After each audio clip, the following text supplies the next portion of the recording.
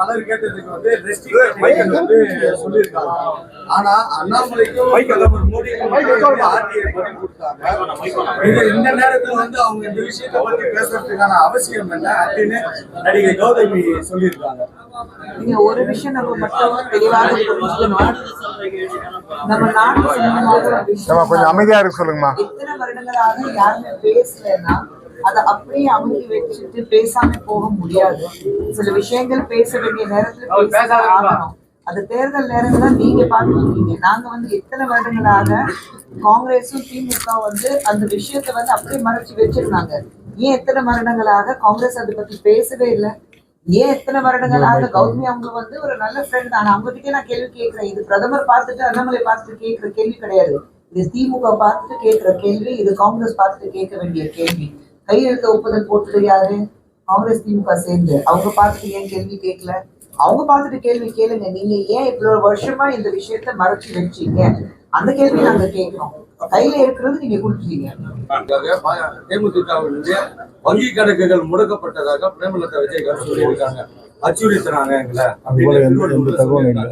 அப்படி எந்த தகவலும் இல்லையே. இல்ல திருவள்ளூர்ல பேசியிருக்காங்க. எப்போ பேசினாங்க? அப்படி தகவல் எதுவுமே வெளியில வரல. அது போல பண்ணல. பண்ணணும்னு அவசியமே கிடையாது. காங்கிரஸ் வந்து தேர்தல் அறிக்கை வெளியிட்டு இருக்காங்க. இப்ப ஜஸ்ட் நவ் அதுல வந்து 2 குறிப்பிடும்படியான வாக்குறுதி கொடுத்துருக்காங்க. ஒண்ணு, நீட்டு கேட் எக்ஸாம் வந்து மாநிலங்கள் விருப்பப்பட்டால் நடத்தி கொள்ளலாம்ன்றது ஒண்ணு. இன்னொன்னு வந்து மகாலட்சுமி என்ற திட்டத்தின் கீழே ஏழை குடும்பங்களுக்கு 1 லட்சம் கொடுக்குறேன்னு ஒரு 2 வாக்குறுதி கொடுத்துருக்காங்க. எப்படி பாக்குறீங்க? நீட் வந்து கொண்டு வந்தது காங்கிரஸ். நீட் பாத்தீங்கன்னா கையெழுத்து போட்டது காங்கிரஸ். அதுக்கு உடனடியாக இருந்தது திமுக. இப்போ நாங்க இதுக்கு சம்பந்தமே இல்ல, இதுக்கு எதிர்ப்பு தெரிய வைக்கிறோம். திமுக காங்கிரஸ் 2 பேரும் சேர்ந்து பேசுறது தவறான விஷயம். இதே வந்து நீட் வந்து நீங்க ஸ்டேட்ல இருந்து எடுக்கவே முடியாது, ஒரு மாநிலத்துல இருந்து தமிழ்நாட்டுல இருந்து எடுக்கவே முடியாதுன்னு சுப்ரீம் கோர்ட் படியில நின்னுட்டு கத்தி பேசுனது நளினி சிதம்பரம். இது திமுகல இருந்து ஏன் சிதம்பரம் பார்த்துட்டு உங்க மனைவி தான் இதை பேசியிருக்கிறாங்க, இது ஏன் நீங்க வந்து அவங்களை கண்டிக்கல? இது ஏன் வந்து அவங்க திமுகல இருந்து யாருமே வந்து காங்கிரஸ் பார்த்துட்டு கேள்வி கேட்கல? இப்போ நீங்க வந்து விருப்பப்பட்டா ஏன் காங்கிரஸ் தானே கையெழுத்து போட்டாங்க? நீட் இருக்காதுன்னா சொல்லுங்களேன். நீட் இருக்காதுன்னா சொல்லுங்க. அவன் பர்மனண்டா எடுக்கவே இல்லையே. பர்மனண்டா இல்லவே இல்லையே. ஆமா, இட்ஸ் சுப்ரீம் கோர்ட் ஆர்டர் தானுங்க. It's supreme court order. NEET வந்து ஒரு ஆக்ட் இருக்கும்போது it's supreme court order. Supreme court order எப்படி நீங்க மாத்த முடியும்?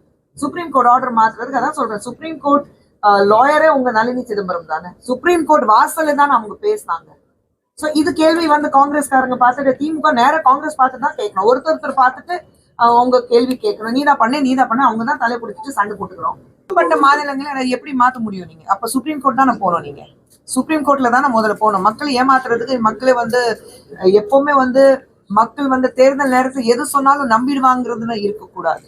இந்த அறிக்கை வந்து தேசிய அளவில் வந்து இந்த கல்விக் கொள்கையில் ஒரு குழப்பத்தை உண்டாக்கணும். ஒரு மாநிலத்துல நீட் இருக்கும், இன்னொரு மாநிலத்துல நீட் இருக்கும். குழப்பத்தை உண்டாக்குறதுக்கான வழிதானே இது வரைக்கும் பண்ணிட்டு இருந்தாங்க. கடந்த 65 வருடங்களாக காங்கிரஸ் என்ன பண்ணாங்க? மக்களை திசை திருப்புறதுக்காக தான் வந்து நல்லா இருக்கணுங்கிறதுக்காக நாடு எப்படி வேணாலும் போகட்டும் அப்படிதானே பண்ணிட்டு இருந்தாங்க. நாங்க நல்லா இருந்தா போதும், எங்களுடைய குடும்ப அரசியல் நல்லா இருந்தாதான் போதும்னு பண்ணிட்டு இருந்தாங்க. இப்பதானே மக்கள் வந்து நல்ல தெளிவாக நாடு முன்னேறணும், நாங்க முன்னேறணும், எதிர்காலம். ஏன்னா பிரதமர் மோடி அவர்கள் பார்க்கும்போது அடுத்த 5 வருடத்துக்கு நம்ம இந்தியா தேசம் எப்படி இருக்க போகுது நான் பார்க்கல. 2047 ஒரு 100 years ஆஃப் ஃப்ரீடம், 100 வருடங்கள் நமக்கு சுதந்திரம் கிடைச்ச 100 வருடத்துல இந்தியா எந்த ஸ்தானத்துல இருக்கும், எந்த வளர்ச்சியில இருக்கும் அப்படிதான் நான் பார்த்துட்டு இருக்காரு. ஒரு என்ன சொல்றது, ஒரு விஷன் இருக்குல்ல, ஒரு பார்வை இருக்குல்ல, நம்ம நாடு எப்படி இருக்கணும், அந்த லாங் டிஸ்டன்ஸ் விஷன் இருக்கணுமே. இந்த தேர்தலில் நான் எப்படி இருப்பேன், எனக்கு எவ்வளவு சீட் வரும், அதுதான் மத்தவங்க வச்சு எதிர்கட்சிகளை மிரட்டுறாங்கன்ட்டு நடிகர் கமலஹாசன் சார் சொல்லும் போது என்னால ஒன்னும் சொல்ல முடியாது. அவர் கட்சி மிரட்டினாங்களா? அவர் கட்சி மிரட்டினாங்களா? அவ்வளவுதான். திமுக தான் பதில் சொல்லணும். அவர் வந்து திமுகக்கு வந்து ஸ்போக்ஸ் பர்சனா இருக்காருன்னா எனக்கு இது வரைக்கும் தெரியல. திமுக ஸ்போக்ஸ் பர்சனா மாறிட்டார் அவரு? இல்ல.